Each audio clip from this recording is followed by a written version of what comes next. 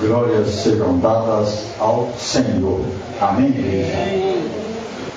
Isto aqui é um banquete que Deus prepara para nós, para envergonhar os nossos inimigos, envergonhar o diabo. O diabo não tolera culto, não tolera reunião, não tolera louvores, aleluia, glória a Deus.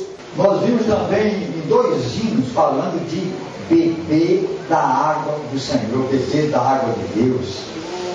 Assim como a corça procura os ribeiros, tem sede e vai procurar a água viva, assim como a terra seca precisa também do alimento da água, nós precisamos de Deus. Nós precisamos beber dessa água viva. Jesus disse: quem tem sede, vem a mim e beba. E nós estamos sempre na presença do Senhor para não nos faltar a água viva. É essa água viva que nós tomamos aqui quase diariamente no banquete de Deus, na casa do Senhor. Amém, igreja? Amém. Hoje nós vamos falar do Evangelho da cruz. O Evangelho que nos fala de sofrimento como bênção, de sofrimento como meio de fortalecer a nossa fé.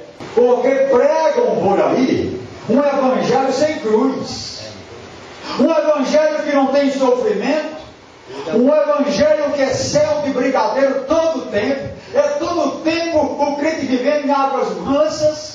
E eu não conheço na minha Bíblia, não descobri ainda na minha Bíblia, na palavra de Deus, este Evangelho. Na verdade, este é um outro Evangelho. Evangelho sem arrependimento, sem perdão, sem obediência, mas um Evangelho que só acontece em coisas boas. Mas Jesus não ensinou isso. Ele disse: nesse mundo tereis aflições. João 16, versículo 33. No mundo tereis aflições, tem bom ânimo, eu venci o mundo. Ele está dizendo: vocês vão passar por algumas aflições, mas não desanimem.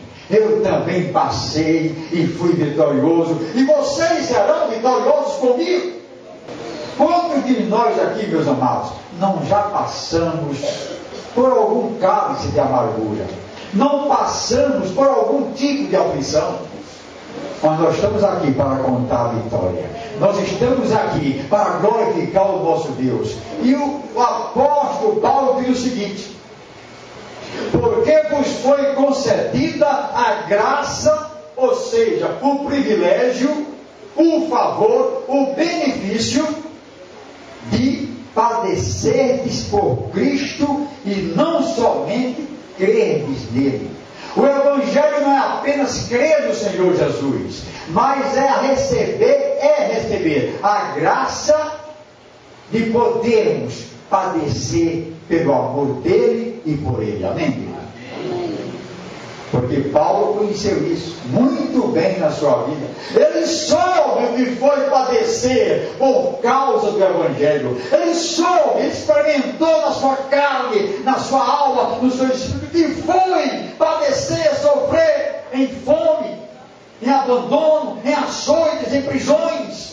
O que foi padecer por causa deste Evangelho. Mas o Evangelho que pregam por aí não tem nem obediência, nem arrependimento, nem perdão, nem coisa nenhuma. Basta você fazer o sacrifício de frequentar as campanhas, fazer o sacrifício do dízimo, ou você tocar no amuleto, ou você guardar consigo algum objeto, carregar no seu corpo, e então você recebe a bênção. Ou você passar num corredor, entrar num túnel, sair do outro lado, e você está completamente purificado, e você está completamente livre das maldições.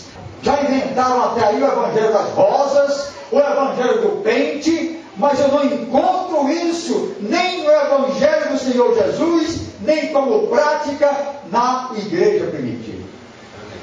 O que eu vejo é que os discípulos de Jesus passaram por muitas e muitas perseguições e aflições, e venceram todas. Romanos 8:28 diz assim: todas as coisas concorrem para o bem daqueles que amam a Deus, daqueles que são chamados segundo o seu propósito. Eu pergunto à igreja: todas as coisas incluem o sofrimento? Incluem também aí as aflições? Claro, não apenas as coisas boas. Paulo disse: eu me glorio nas minhas aflições e nas minhas fraquezas, porque quando estou fraco, aí é que eu sou forte. E quantas vezes, meus irmãos, nós passamos por determinada atribulação, por determinado sofrimento, e quando nós saímos lá na frente, nós olhamos para trás, nós podemos dizer: somos mais do que vitoriosos naquele que nos fortalece. Porque quando nós construímos a nossa casa sobre a rocha, pode vir a ventania que vier, o vendaval que vier, nós estamos alicerçados na palavra, e Cristo está conosco, e nós não vamos afundar, nós não iremos perecer, nós vamos vencer. Jesus está no nosso barco, Jesus está conosco, nós não iremos perecer, nós vamos chegar sim ao porto seguro, aleluia, porque Jesus está em nosso barco, Ele vai nos dar vitória. Há momentos, meus irmãos, que a tempestade vem de repente. O tsunami da vida muitas vezes ocorre, aparecem ondas gigantes querendo nos derrubar. Todos nós aqui, talvez sem exceção, já tivemos essa experiência. Passamos por dificuldades, mas não podemos perder o ânimo, como bem recomenda o Senhor Jesus. Tenha bom ânimo na aflição, tenha esperança na aflição, porque o padecimento, o sofrimento, a aflição produz paciência. A paciência produz experiência, a experiência produz a esperança, e tudo isso aumenta a nossa fé e nos dá a vitória. O ímpio não. O ímpio se desespera. O ímpio não tem a estrutura espiritual que nós temos. Quando ele vê que o seu patrimônio está a perigo, ele entra em desespero. Muitos se suicidam, mas nós, diante da dor, dobramos os nossos joelhos e dizemos: aí, Senhor, cuida de mim, porque eu não tenho forças para vencer, mas Tu és o Todo-Poderoso, que vai andar comigo nesse deserto, está caminhando comigo. E Paulo diz: devemos receber o sofrimento como graça de Deus, porque nos fortalece, nos anima, aumenta a nossa esperança. Quantos de nós já passamos por algum tipo de sofrimento e saímos mais fortalecidos? O fato de você lutar contra a adversidade da vida lhe dá forças, aumenta as suas energias, e às vezes nós não notamos, nós estamos tão empenhados, dando tanto valor ao problema, que nós nem discernimos este grande conselho, esta grande sabedoria, de que nessa caminhada nós estamos sendo fortalecidos, porque nós somos fortalecidos na luta que nós nos preparamos para a grande batalha da vida. É na luta, não é na bonança, não. Porque durante a nossa luta nós vamos nos capacitando mais e mais de fé em fé. E é durante o sofrimento que nós nos recolhemos mais e mais em Deus. Nós buscamos mais Deus. Nós chegamos à conclusão que somos dependentes de Deus. Nós nos aproximamos de Deus é na luta, não é na bonança, não. E Deus sabe disso. Deus reconhece isso. Por isso é que está escrito em Hebreus 12, versículos 5 a 7. Filho meu, não menospreze a correção que vem do Senhor, nem desmaies, ou seja, nem fique desanimado, quando por ele és reprovado, porque o Senhor corrige a quem ama, e açoita todo filho a quem recebe. Quando nós recebemos o sofrimento, não como maldição, mas como correção para o nosso erro, esse sofrimento se transforma em coisa boa para a nossa vida, nos engrandece, e nós ficamos preparados para ajudar os outros. Quantas vezes, meus amados, nós estamos passando por uma aflição e vem um irmão, vem uma pessoa, telefona ou nos visita para pedir ajuda, pedir oração, e nós vamos dizer o quê? Não, eu não posso orar por você, porque eu também estou passando por luta. E quando é que nós não estamos passando por luta? Amém, igreja? Então o sofrimento faz parte da vida. O sofrimento é uma escola. E esse sofrimento muitas vezes é permitido por Deus.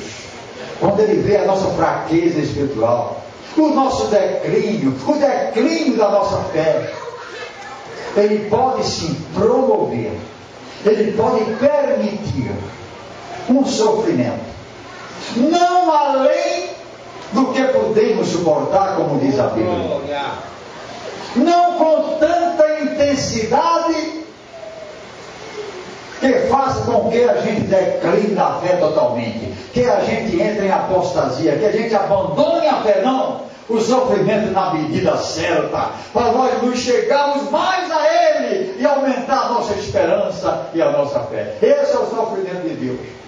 Em alguma parte da nossa vida cristã, temos que passar pela olaria de Deus. Nós fomos adotados como filhos, mas nesse momento nós somos ainda massa bruta, homem ignorante, como árvore que precisa ser podada. Então esse barro em forma bruta vai para a casa do oleiro, o oleiro limpa, peneira a limpeza e amassa o barro e mortifica o barro. De acordo com a sua soberana vontade, Ele vai transformando até fazer desse barro rude, essa massa bruta, fazer um vaso de honra para a casa do Senhor. Assim somos nós. Alguns estão no estágio mais avançado da santificação. Outros estão ainda descendo para ter encontro com o oleiro, para ser peneirado, para ser transformado, para ser edificado. Não sei como você tem recebido esse momento de provação, mas saiba que esse é o momento para nós darmos glórias a Deus, porque é nesse momento que nós podemos reconhecer que somos evidentemente filhos de Deus, e Ele está promovendo a nossa correção por amor a nós. Jó é um exemplo em que Deus permitiu uma grande provação, um grande sofrimento. Ficou coberto de chagas e perdeu filhos e bens totalmente. Ele só tinha um caco de telha para se coçar. E olha que ele era um homem reto e temente a Deus. Era um homem justo. E Jó, apesar disso, ele estava precisando. Livro de Jó 42, versículos 5 e 6. Olha o que ele diz: eu te conhecia, Senhor, só de ouvir, mas agora, depois do meu sofrimento, depois da minha dor, da minha reflexão, os meus olhos te veem. Por isso eu me abomino, eu me arrependo no pó e na cinza. Jó era justo, temente a Deus, no reto, mas faltava se aproximar mais ainda do Senhor. Há muitos que ouvem falar desse Deus, ouvem falar de Jesus, mas não têm uma comunhão com o Senhor. Não se aproximam bastante do Senhor. Outros querem a bênção imediata, o progresso imediato, a riqueza imediata. E não falta aí igrejas que prometem mundos e fundos, riqueza e prosperidade abundante, mas não querem o Deus da bênção. Querem a bênção de Deus, mas não querem se aprofundar no conhecimento da verdade, no conhecimento das Escrituras, conhecer a fundo a vontade de Deus e estar perto do Senhor em obediência e fé. Não querem. Querem o imediatismo das riquezas, das benesses materiais, mas longe estão de uma entrega total da sua vida ao Senhor. Amém. É essa reflexão que nós devemos ter nesta noite, de que o nosso sofrimento não é em vão. Paulo diz que devemos receber o nosso sofrimento como graça, como um favor para nós, algo que vai fortalecer a nossa casa espiritual, vai fortalecer a nossa fé, vai aumentar a nossa experiência e vai aumentar a nossa esperança. Essa é a palavra do Senhor nesta noite para a igreja. Amém e amém.